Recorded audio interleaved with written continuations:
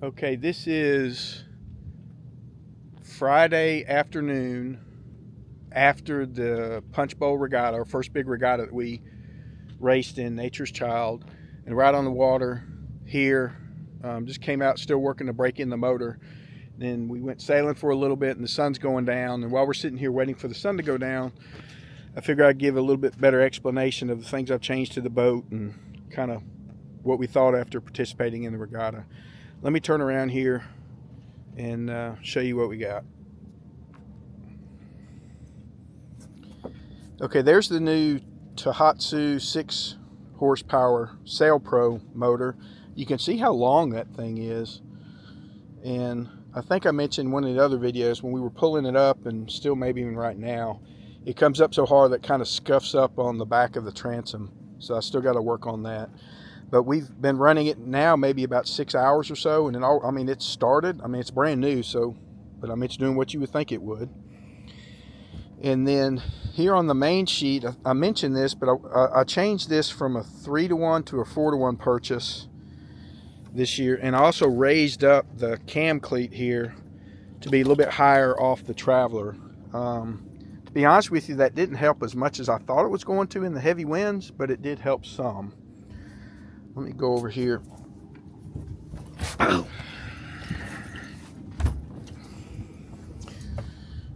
Let's see, my wife came out here with me today, and it was kind of hot, so we put the bimini up. Let me discuss this sail a little bit. I don't know if I discussed it. The sail that I got ripped last year when the boat got basically knocked over was a rope-footed mainsail, which meant that it rode in the boom right here in this little slot. And it didn't really bother me one way or the other. Although the one that I have now is a loose-footed, and it's only attached at the clew here. It's got a slug, and I got my outhaul tied to it, and so I have a lot better control over it, of the shape of it, although I'm not really good at it yet. But this outhaul, this red line, I don't have it rigged probably right, and I need to get better leads for it. But with the bimini up, I don't know if you can see that little cam cleat or jam cleat right there, but that's where the outhaul line was. So if you were out sailing or doing anything, you could not adjust it at all. And so not only that, but if the bimini was up, when you were putting the sail up and trying to get the clew in and get it attached, it was hard, even if you were at the dock and there wasn't hardly any wind. And so I added this outhaul. Well, I didn't add the outhaul. I changed the line, and now I have the outhaul run to the mast and down, and it goes to the cabin. I don't know if you can see it. It goes to the cabin. There's some jam cleats there right above the hatch there, and that seems to work a whole lot better. So I can, and the biggest help to me, again, I single hand a lot, is I can loosen the outhaul as much as I can right here, and so I can be standing almost at the front of the mast and attach the clew of the sail to this outhaul and just let it be loose. And then when I'm ready to sail or something, I can come back and just pull an outhaul and pull the sail all the way out. So it makes it a lot easier on me to put up the mainsail and attach it to the boom. And then these blue lines here, this is the topping lift. I've got it on, and I don't really know what I'm doing with that yet, but what it does, I don't have to have this pigtail to hold the boom up when I let the sail down. I did notice when we were in that regatta the other day, I forgot to loosen the topping lift, and so my main sheet was like fighting with it, and I couldn't figure out what was going on, and I had to loosen it. And the topping lift, that's not run to the mast, it's just run to the other side of the boom, like where that jam cleat is. So I need to do something different with it, maybe get a longer line so that I can release it from the front of the mast and not have to fool with the boom. Because as you can see with this bimini up, it just blocks a whole lot of access to the boom. Let's see what we got here. This length of cable here. I added that to raise this main sheet cam fiddle block thing, because before it was down low, and I raised it, I don't know what that is, 12 inches or so, but it still was hard to deal with in the regatta when we were leaning over, because I'm still not good with the boat control as far as. Now I will say this, I mean, I know that the boat goes faster when it's flat, but if I'm out here by myself, it's all I can do to hold the tiller, and I can't be messing with about the only thing I could do with the main sheet would be to grab it and loosen it or release it and let the main fly. But the way I have the jib sheet run right now, at least, is, you know, the jib sheet winch would be on the low side of the boat. So again, for me to go over there and release it, it's just not going to happen. And so what happens when I get a big gust of wind, the boat just heels over, sometimes pretty far. But I mean, every time that's happened, it stood back up.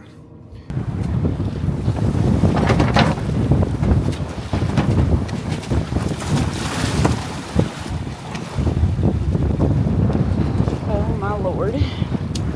And then of course I can round up into the wind and release some of the pressure off the sails, and it'll stand up too, but then that's sometimes not the best thing to do. So somebody had mentioned bringing the main sheet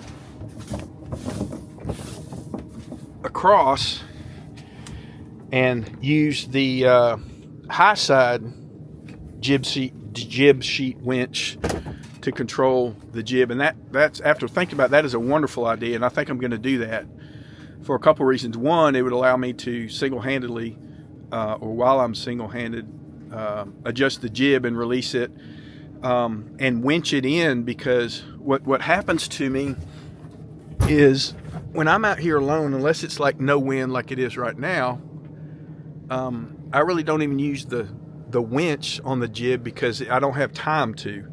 So when I tack, I pull the jib sheets in as far as I think they need to go and just set them, and that's pretty much it for that tack.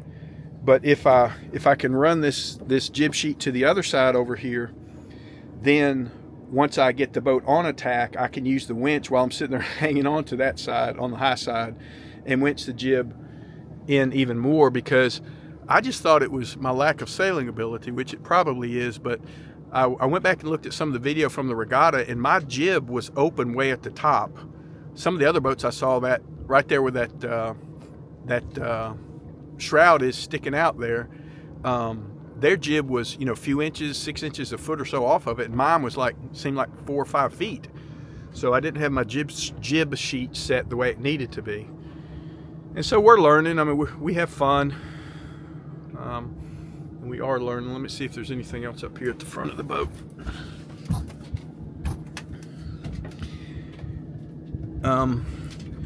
This orange parachute cord, my son added that. I need to have something to be able to attach the tack of the sail here at the boom to keep it from riding up. Tonight I don't even think I have the sail raised up all the way. But you can see with this being loose here, this sail can drop down or raise up, perhaps, would be more likely what happens. And I did notice that this corner wasn't set the way it needed to be when we were sailing, so I'm still working on this. Here you can see I have this jury-rigged lead for this outhaul, which obviously isn't the way it's supposed to be, and I'm working on that. And this is what we're using, I guess, as a Cunningham. Although we can't, it's really just to keep the sail from going up. I'm not really applying any tension to the sail or changing it while we're sailing. So that's kind of the debrief for the regatta. My wife went with me. We had a really good time. It was really exciting with all the boats. We almost crashed into one. They tell me it wasn't my fault, but I don't know. I think I could have tried to stay out of his way. He was racing in gold fleet and I was in silver. But they started both fleets at the same time, and we just did a windward-leeward course, so all the boats are like pointing towards each other. at various times in the race. But we're just out here now, Friday evening. We just motored down to the other part of the lake, took some pictures and videos of some fancy houses, and we motored all the way back in time to put the sails up for a little bit while we wait for the sun to go down.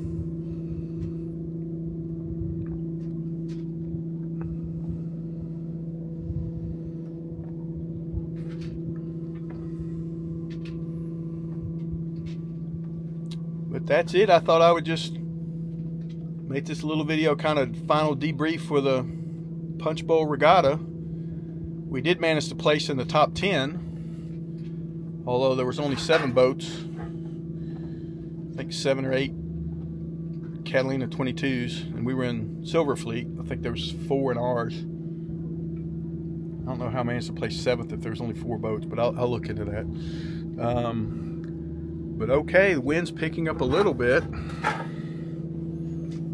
so we ought to be able to get a nice close to a day.